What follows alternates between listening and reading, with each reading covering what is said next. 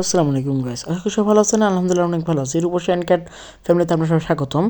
আজকে আমরা জানবো যে কীভাবে বোঝা যায় বিড়ালের পেটে বাচ্চা আছে। তার আগে আপনাদের বলি, আমার চ্যানেলটা সবাই সাবস্ক্রাইব করে নিন। এই চ্যানেলটা আপনারা সবাই সাবস্ক্রাইব করে দিন যেন আরও নতুন নতুন বিড়াল নিয়ে জানতে পারেন। আচ্ছা, আমরা আজকে বলবো কীভাবে আপনার বিড়ালকে দেখে বুঝতে পারবেন যে আপনার বিড়ালের পেটে বাচ্চা আছে। প্রথমত, আপনার বিড়ালের পেটে যদি বাচ্চা আসে তাহলে ওরা খুব অলস হয়ে যাবে, খেলাধুলা কম করবে। আমার বিড়ালের পেটে বাচ্চা আসা 1 মাস কি 25 দিন মতো হয়েছে। ও এখন সেরকম খেলাধুলা করে না, প্লাস ও খাওয়া আগের থেকে বাড়িয়ে দিছে আর সারাদিন শুয়ে থাকবে। আর দ্বিতীয় সিমটম হলো ওদের পেটের নিচে যে নিপলগুলো থাকে, যেগুলো বাচ্চা দুধ পান করে, ওটা একটু হালকা গোলাপি রঙের হয়ে যাবে আর বড় হয়ে যাবে।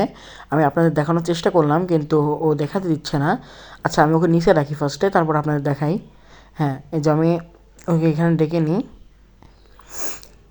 ওকে দেখানোর ঝামেলা হচ্ছে আমার।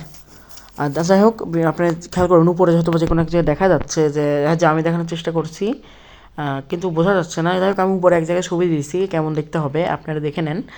আর এরকম টাইপেরই হবে। আচ্ছা, আমি আরেকবার আপনাদেরকে দেখিয়ে দিই।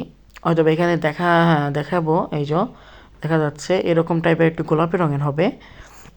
এটা হলো কি দ্বিতীয় সাইন যে বিড়ালের পেটে বাচ্চা আছে। আর ওখানে যদি আমরা ফু দিই তাহলে নিপুলটা মানে ওখানে পশমগুলো সরে যাবে আর নিপুলগুলো সরে যাবে। আর এই সময়টা আপনাদের বিড়ালের অনেক যত্ন নিতে হবে, প্লাস ওদের খাবার দিন থেকে 3 থেকে 4 বার দিতে হবে।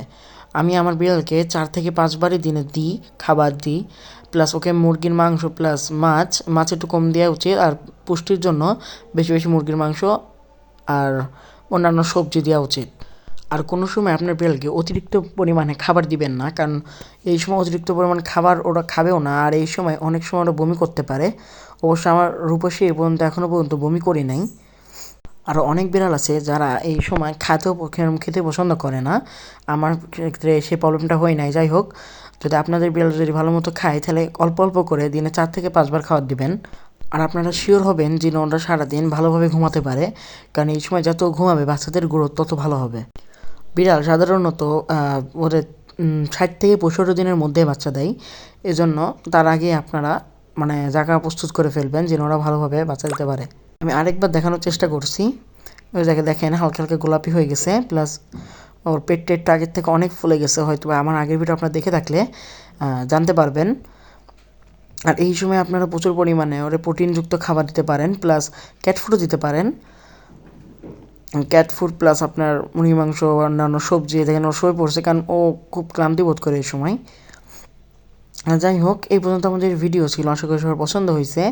আর অবশ্যই ওর বাচ্চা হওয়ার পরে ওকে ফ্লু ভ্যাকসিনটা দিয়ে দিবেন, না বাচ্চাদের ফ্লু হয়ে মারা যেতে পারে। তো লাস্টবার দেখিয়ে দিলাম। আপনারা সবাই ভালো থাকবেন। আমরা সামনে ভিডিও আরও নতুন ভয়েস ওভার করতেছি। ততক্ষণের জন্য আল্লাহ হাফেজ।